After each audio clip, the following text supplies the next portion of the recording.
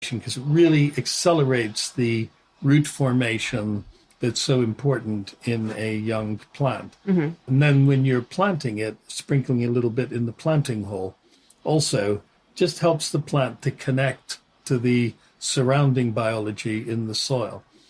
When you're dealing with something like a tree, a full-size tree, then the methodology is either fork it in, not so good, air spade, which is like high-pressure air. You blow the soil away from the roots, throw the biochar in and put the soil back on top, maybe add some compost.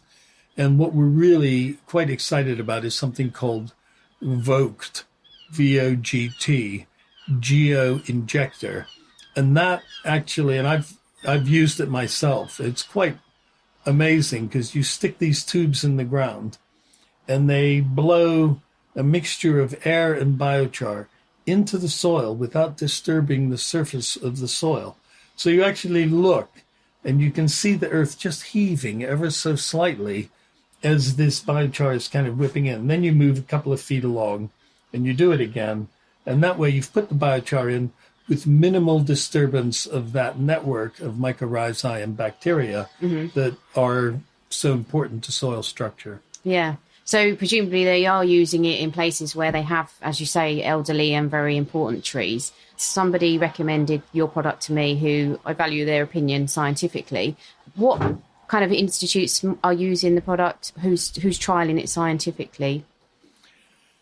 The University of Reading have done an ash dieback trial, the RSSL, Reading Scientific Services. It's like a university research spin-off. Did a trial in Braintree with ash trees when ash dieback was at the height of awareness. In fact, I'm going up there in a couple of weeks, but we know that the trees that were treated with biochar, and they were already had been planted, so they were about 4 years old. The ones that were treated with biochar are all thriving. The ones that were not are all dead or dying because the whole forest has ash dieback as a problem. And we're now doing trials with mature ash trees to confirm that. We're 9 months away from a royal warrant. Honey fungus is another disease that we have very successfully cured on some really beautiful mature trees. And then there's plants. We supply tomato growers all over Europe, both organic and non-organic, because it makes such a difference to tomato plant health. You don't get blight, which is the nightmare. You don't get root mat disease, which is a terrible disease where the plant spends all its energy growing roots instead of fruits.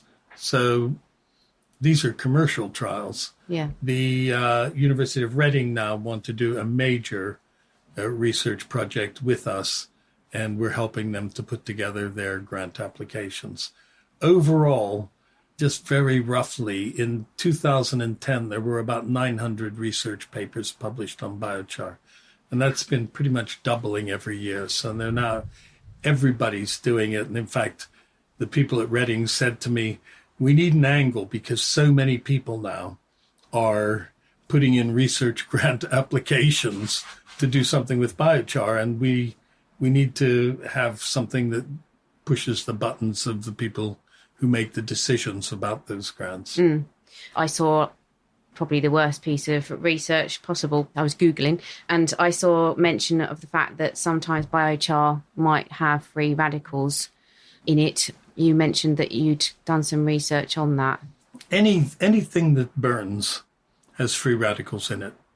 Anything where you get up to those temperatures, you generate free radicals. The way the biochar is made burns off most of those in the process. Every batch that we sell, we analyze for various things, including free radicals, polyaromatic hydrocarbons, and we're always way, way below the levels of nothing to worry about, and they tend to evaporate off after whatever is left is gone after that.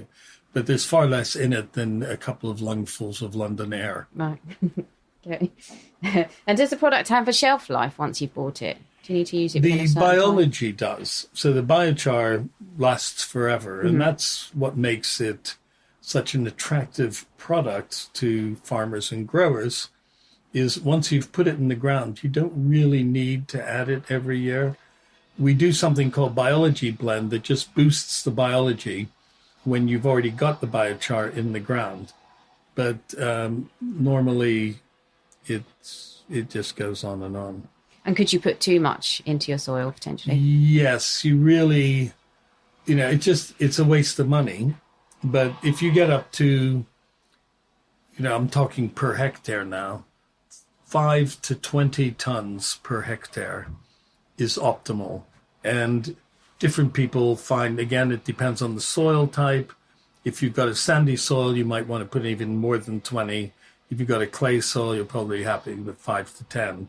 But when you get up to 50, then it's overkill, really, and it's counterproductive because the biochar is getting in the way of the soil itself. Right. Is it vegan? It's a good question, actually, because, biochar itself is vegan. The product we make has worm casts, so worms get fed waste, and their poo is then dehydrated, and that's a very rich source of all the beneficial soil bacteria that you want. And mycorrhizal fungi we add, and trichoderma. So we are putting microorganisms in, but, if you're a vegan, you inhale and kill thousands of microorganisms all the time. At least we're giving the microorganisms a fighting chance once they're in the soil and increasing their chances of survival. Yeah. When a worm eats a mouthful of soil, for every actinomycetes bacterium in the soil, 6 come out of the worm's bottom. So worms in the soil are constantly increasing the fungal and bacterial population. Then the protozoa and the mites and the predators come along and gobble them up. And so that's where the biochar helps, in that it gives them protection from the predators. Mm-hmm. And I suppose, lastly, could you just explain to me, in probably layman's terms, why is the process such a good thing, not just for your soil, but for the environment in general? We have a global warming crisis on our hands. And for reasons that are more to do with the power of lobbyists and decision makers about agriculture in Brussels and Washington, who don't actually understand about climate change, we're doing all the wrong things. So we burn wood. We should be turning it into biochar. We should be shredding it and making it into compost. Or ideally, we should be using it in buildings. We shouldn't be burning any wood ever. That's part of the problem. Then we burn food. We hear people bleating about palm oil in food. More palm oil, 3 times more palm oil is burnt as biodiesel than is used in the food industry. I developed the original peanut butter recipe that used palm oil instead of hydrogenated fat to make a healthier peanut butter that didn't have oil separation. So I'm particularly frustrated at seeing this when everybody's, saying, oh, I won't buy that biscuit because it's got palm oil in it. And then they fill their tank with diesel that's 10 or 20% palm oil. And the same applies to ethanol. I have a cousin in Iowa who grows corn on 3,000 acres. It all gets turned into alcohol to be mixed with petrol. And we could be planting trees on all that land. We wouldn't be deforesting these peat forests of Indonesia if we just stopped burning food. So that's really frustrating too. What really makes me grumpy is the fact that Greenpeace and Friends of the Earth, charities I've supported and been involved with actively since the 1970s, oppose the idea that carbon credits from forestry or organic farming, an organic farm can increase soil carbon by 7 or 8 tons per hectare per year, a forest by 11 tons per hectare per year. And yet the NGOs opposed paying the same price for forest and soil carbon, or biochar for that matter, as for wind and solar. So we pay $160 pounds a ton for every ton of carbon dioxide we avoid with wind. And yet we won't pay 10 pounds a ton to a farmer who's farming organically or biodynamically and building up soil carbon, sucking it out of the atmosphere. The good news is the Royal Society published a report about 3 weeks ago called GGR, Greenhouse Gas Removal. And that's where we have to go. It's crazy to try and tell people in China who've never had a car, you can't have a car because we've screwed up the atmosphere. But what you can do, and what the Chinese are doing, God bless them, is you plant trees. And then you suck the carbon out of the atmosphere and keep it out. You know, at the moment, the sea is taking 9 or 10 billion tons of carbon dioxide a year out of the atmosphere. And the land and the forest we have is taking about the same amount. But then we're growing food and burning it. We're chopping forests down and saying, oh, I've put it in my wood-burning stove. Aren't I good? And it's just it's the wrong approach. There are buildings now. There's an 18-story student housing center at the University of British Columbia in Vancouver that's made of wood. In Japan, they're building a 70-story skyscraper that's going to be made of wood. And it will be earthquake-proof because wood flexes in those sorts of situations. Steel and concrete are responsible for 10% of our greenhouse gas emissions. Every time you replace steel or concrete with wood, you're taking something that's making the climate worse and replacing it with something that is locking up carbon that was in the atmosphere. The house that we're in, was built in 1770.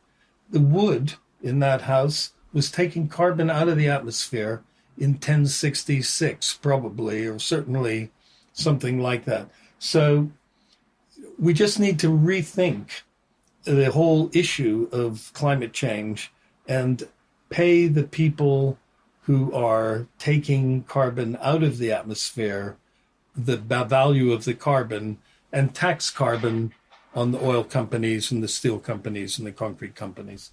And then the money will be transformative. Do you think there'll be a subsidy for biochar production in the future? Well, if you had a carbon price, you wouldn't need a subsidy because every ton of biochar that goes in the soil is 3 tons of carbon dioxide locked away forever. So the more biochar we put in the soil, the more we are keeping out of the atmosphere. And if you take the wood that made that biochar and burn it, you know, a tree spends 50 years taking carbon dioxide out of the atmosphere.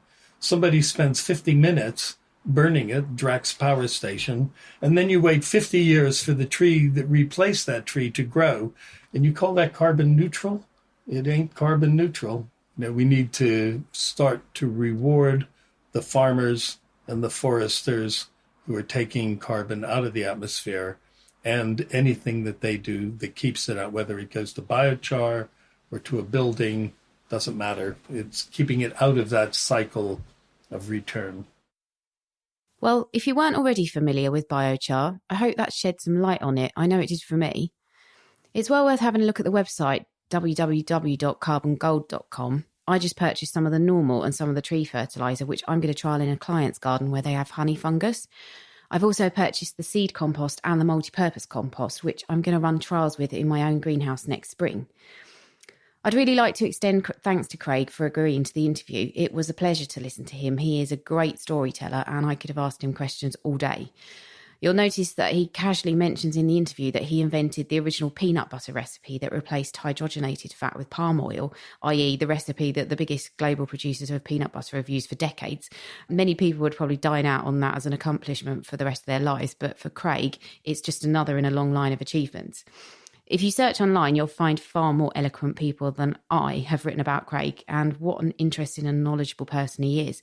And I'm not going to try and compete with them here, but I will say, I think what sets apart truly awesome people is their desire to share their knowledge. And I used to honestly believe the saying that those who can do, those who can't teach. But now I've realised it should be those who can do and teach. Thanks for listening, and I will catch you next Tuesday. You can download or listen to the podcast direct from the website www.rootsandall.co.uk, where you'll also find my blog and a sign-up form for the newsletter.